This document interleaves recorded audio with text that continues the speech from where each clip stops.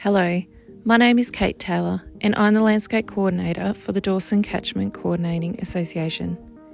We have recently completed several on-ground projects for 2023-24, working with various landholders across the Dawson Catchment. These projects have focused on increasing ground cover and plant diversity, enhancing soil water infiltration and improving soil health at their project sites. In this presentation, we will hear from Jim and Beth Zlotkowski, who presented at our What's Happening Over the Fence event. They will discuss the project work completed at Arcoona in Bauhinia in December 2023. Thank you for tuning in today. So, a bit of background on Arcoona. We purchased Arcoona at the start of 2017. It was purchased as a fattening block to work in with our breeder country in Mundubra, although for a number of years we ran breeders as well. Arcoona is located 100k west of Mara, at the bottom of the Mungabunga Road, up against the Palm Grove National Park, with a rolling annual rainfall of around 650 mil. We completed the Grazing for Profit course in 2021, and a fire was lit to transform the property. But the fire slowly fizzled out as the task seemed too overwhelming. We realised we needed help to take the first step in development and reached out to an RCS consultant, Henry Hines, who was living at Duke's Plains near Theodore. After Henry made some tweaks to the proposed development plan for cultivation, the first paddock to be developed, we were away. This paddock is not in the DCCA project, but it was the paddock that gave us the drive to continue to subdivide more paddocks. Involvement in the DCCA Lower Dawson Remediation and Prevention Project provided economic opportunity to settle via ecological outcome verification, or EOV monitoring. Cultivation was a 350 hectare paddock that had been used for farming prior to being converted back to pasture by the previous owner. It had only one trough located at one end. The pasture composition was predominantly buffel grass and intermittent legumes such as butterfly pea. There was bare dirt for approximately 100 metres around the trough and overgrazed grass extending a further 500 metres.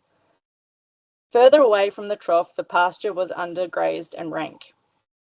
We had been recording pasture yield data for only 24 months prior to starting the developments.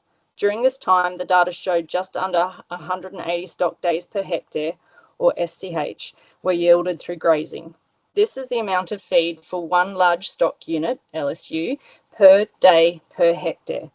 LSU is an animal unit measurement that gives a rating to stock based on pregnancy status or growth rate. One LSU eats approximately 6.9 kilos of dry matter per day. Phase 1 of cultivation development was to add more water. A total of 4 troughs were spaced evenly throughout the paddock to get the desired result of approximately 500 metres walk to water. Reducing the walk to water allowed us to increase the mob size, produced increased carrying capacity, and resulted in better utilisation of the pasture. Along with the Phase 1 development of increased water points, we made management changes of higher stocking rate and rotational grazing. We continued to monitor the pasture yield over the next 12 months. The SDH increased to 240, that's a 33% increase in production. There was better utilisation of the pasture, and we saw undesirable grasses and weeds start to repair the bare dirt and overgrazed areas.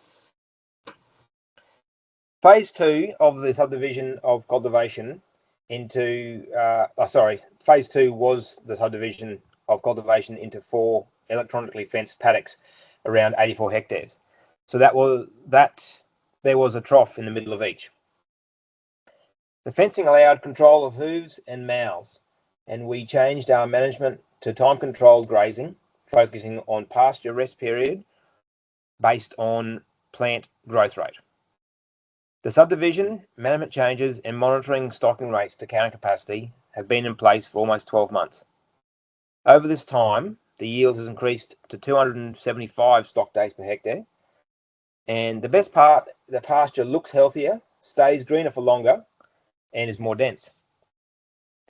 We have seen an improvement in biodiversity with desirable grasses starting to replace the weeds and undesirables.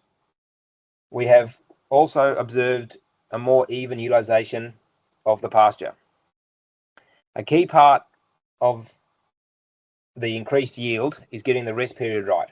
So when the grass is growing fast, the stock graze for a short period of time. So fast growing grass equals fast stock moves. Slow moving grass equals slow stock moves. With the motivation of the improved condition of cultivation paddock, we embarked on the DCCA project area. This area was originally 2 paddocks, New and Bullock, with a combined total area of 714 hectares, but only 655 was part of the project. In the open areas, the predominant pasture was Billawilla buffalo. The main issues with these paddocks are unproductive water trough location and access, thick sucker brigalow regrowth with a dense low canopy resulting in reduced grass production, sparsely populated undesirables like wiregrass amongst the regrowth, multiple washouts and gullies, high Hericea cactus burden affecting pasture yield and stock grazing patterns, and reduced pasture production, thus reduced carrying capacity. Before the project began, there were 3 troughs in New Paddock and 1 in Bullock Paddock, with a 4-barb high tensile fence around the perimeter of each paddock. A variety of mob sizes and classes were rotated through these paddocks, and last year, 180 stock days per hectare was removed.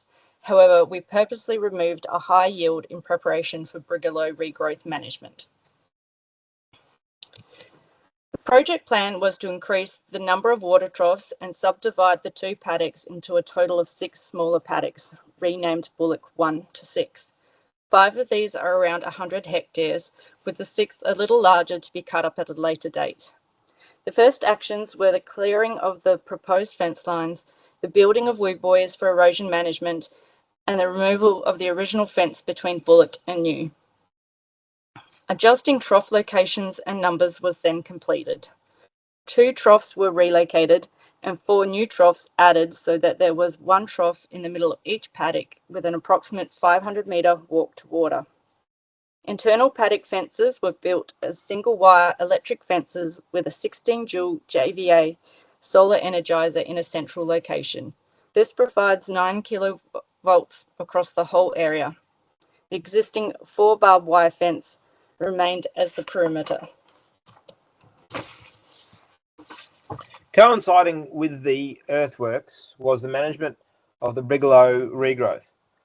Due to economic and environmental considerations, we decided on trialling 2 methods: grassland pellet application and clearing with a large offset plough. Our aim is to retain some trees in the landscape to maintain biodiversity, manage soil health and improve pasture production and animal health.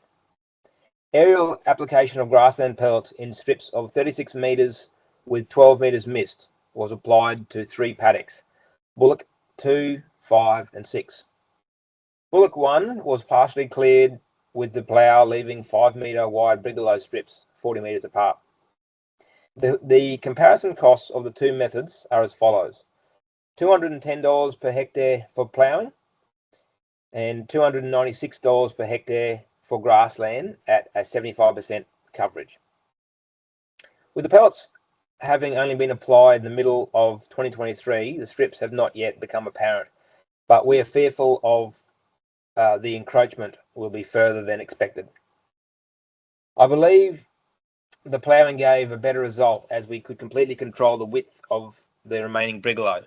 However, the economic cost of not being able to use that area must be considered. The project has only been completed for about 6 months, and we don't expect to see any big changes yet. With the infrastructure changes made during the project and continuing management practices of time-controlled grazing, implementing rest periods, and attempting to match stocking rate to carrying capacity, there has been a pasture yield of 112 stock days per hectare so far this year, and a predicted yield of 224 stock days per hectare for 2024. EOV monitoring was completed by an external certified monitor on the whole property pre-project in April 2023, and again 1 year later, approximately 3 months post-completion of the project, with positive results. Since the 2024 wet season, we have noticed the following changes to bullock. The introduction of butterfly pea by stock as they have rotated from cultivation into bullock.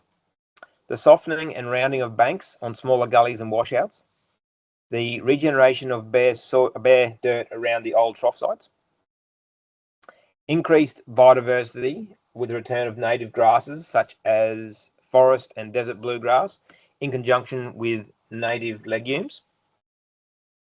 And a higher variety of improved pastures like green panic and American buffel. In the following years, we expect to see a continuing improvement in paddock yield and biodiversity as brigalow regrowth load reduces and the pasture fills in the gaps.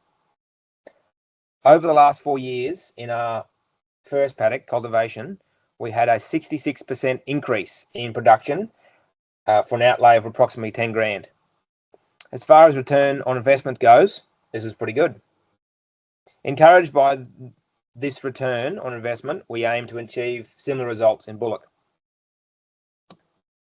I'd like to finish up with a couple of personal experiences. Keeping the barbed wire fences as perimeters to paddock groups such as cultivation 1 to 4 and bullock 1 to 6 has prevented bigger issues when the electric fence fails. A couple of months ago, a roo knocked out a large section of the electric fence and the steers spread out over a couple of smaller paddocks. The barbed perimeter fence kept them contained, and it was only a case of regathering them and fixing the break without having to muster a mixed mob and draft them in the yards. One of the things that took me a while to get my head around, years in fact, was that the weeds are doing a job to regenerate the soil and not to worry about them. Take cultivation, for example. I used to spend ages spraying weeds without really seeing the grass get ahead. Now, 4 years later, after making the changes we made, there is hardly any Parthenium.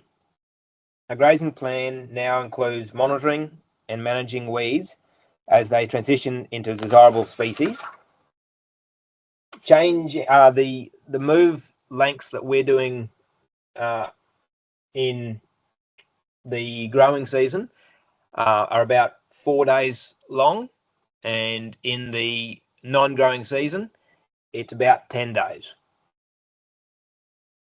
And finally, the main reason I agreed to do this talk is to show people that you don't have to be an expert, nor do you have to go into cell grazing and daily moves to achieve increased pasture yield, cattle production, and improved landscape. If I can encourage only one person to go home and consider doing something as basic as this, it would have been all worth it. Thank you. Thank you. Thank you, Jim and Beth, for sharing your presentation, the learnings, the observations, the whole experience of this project at Arcoona.